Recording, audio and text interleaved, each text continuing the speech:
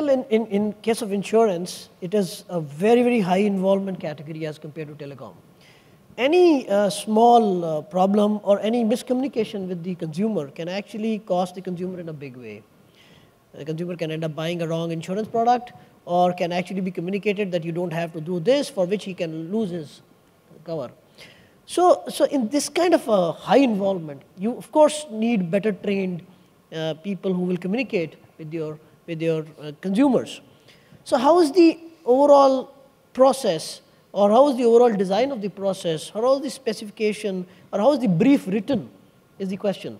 Is the brief really, really very clear in what the consumer processes ought to be, or is it again just a simple that we will give the processes when required and tell us what is the cost, and you have to engage for a certain, say, call time, and that's it? Is it quantitative or is it qualitative? Sure. No, I think your point is very valid. Insurance is a product, is a long-term contract, and I think both sides, our customers and we, want to make sure we enter into it with our eyes open.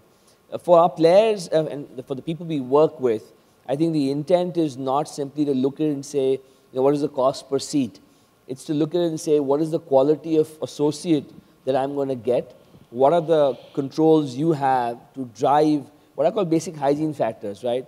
Whether that is the technology support, whether that's attrition, whether that's training time, etc. Because it is a product that requires a certain amount of knowledge, and having a high attrition workforce is detrimental to us, because that means you have the wrong information going out to customers, and or customers feeling uncared for.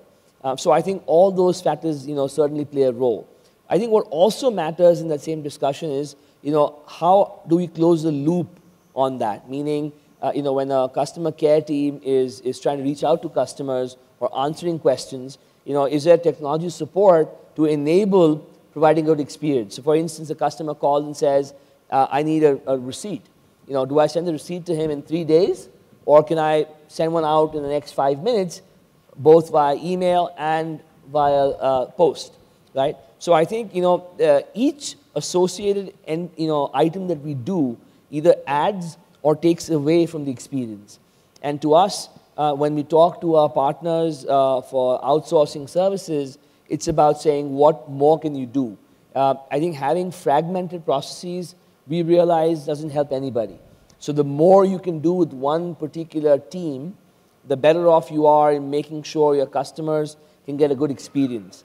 And the last point I'd like to make is that I think, again, you get what you pay for, essentially. So the idea is, how do you leverage the money that you're going to spend in the most proficient fashion?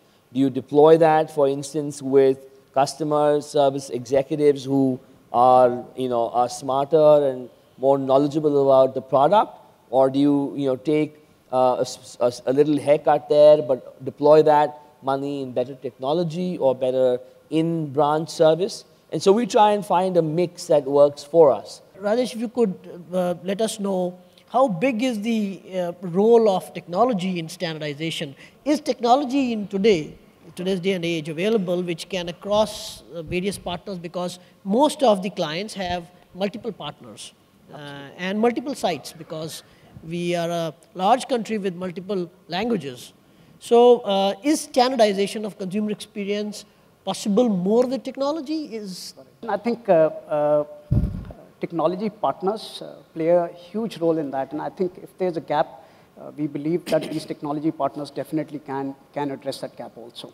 The gap is not just, like you said, that it's an extremely diverse country, different geos. So I believe it is not just about diverse geos and different languages only. I think it is also about how some of these challenges are shared with these technology partners also. Out of my experience, there has been almost like a mega trend where when international call centers kind of started working within the domestic space also, and we saw that an agent had approximately 100 square feet of space to him, and it was shrunk down to probably 30 or 40 square feet, right? I think this is essentially because of fundamentally, when you're structuring the customer experience RFP for a partner to quote on, that is where the partners, technology partners are missing. It kind of starts with that. So the complete dependency of the client is on the BPO to bring that technology innovation into the relationship. It is not with the technology partner of the BPO to kind of go in and present it to the client and be engaged with the client also. So let me ask the actual customer. So do you really get engaged with the technology partners and understand what technology is playing, what technology, how can it better the consumer experience? We do. Not in the kind of environment which we are actually expecting it to be, and rightly so. But you really do the MBRs and the QBRs with them as well? Not to that extent and not to that frequency, but yes, we engage with our technology partner to explore what are the further opportunity we have to make the outsourced partner life simpler, right, to ease out the process, more automated one, make the customer experience better, and to optimize the cost. But this does not happen on a monthly or 3-monthly basis. Maybe it happens at a twice in a year kind of thing. Lesser frequency than what you do with your other partners. With the technology partner. And I think one criteria actually for being able to identify a partner to work with, and we talked about, it's not about outsourcing, it's about smart sourcing, is to identify partners that actually have far stronger, if you would, DNA of technology and automation and enablement that is, within them. And you will find that in today's world, more and more providers not only are leveraging stronger internal technology teams as well, but like you said earlier, having a strong tie-up and connection with external parties that provide them technology support. So for me, I would much rather work with one player, in this case my smart sourcing partner, earlier called a vendor, who then has the ability and the wherewithal to either deploy technology himself or herself, or through his or her, if you would, ecosystem. And the reason for that is very simple. What are the challenges that we put on our partners? Right? We want better service, faster, and at lower cost.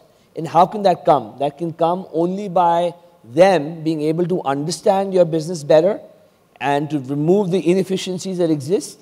And they do that by leveraging more technology and benchmarking. So I think, if the intent is to go work with a BPO provider separately and with a technology partner separately, that defeats the purpose in my mind. It has to be looked at one guy who has either the wherewithal because of what you're demanding of him, or has the intellectual capability to put and sew it all together when he or she comes to talk to you about a solution. So a single window solution or a single partner who has all the capability, correct, or maybe a more collaborative approach between the three stakeholders of the ecosystem. Correct. Right. In telecom space, it is usually seen that every circle has 1 or 2 partners, or 2-3 partners sometimes. So this aspect of this relationship, which is polygamy, is it for variety, or is it that you don't get many of them who can deliver on various processes, or is it designed so that you can keep some check on all of them? Primarily, why telecom operators have gone into having multiple partners into varied geography is largely because of the language constraints. No, but then you, sorry for interruption, but you have some partners who have contact centers all across the country, and they can give you the South language and the Eastern language experience as well as Hindi. So we surely entertain them, and we consider them not to increase the number of partners beyond a point, but also keeping the redundancy and dependency in check. So as far as the need of having the centers across the country is primarily because of the language. But as far as the relationship with different partners is concerned, that is not to put all the eggs into one thing because of varied reasons. But for sure, it is advantageous that you limit these partners to a sizable size so that you have their stakes at much larger level, and your relationship is also then playing at a different level. Great. So it does help. Great.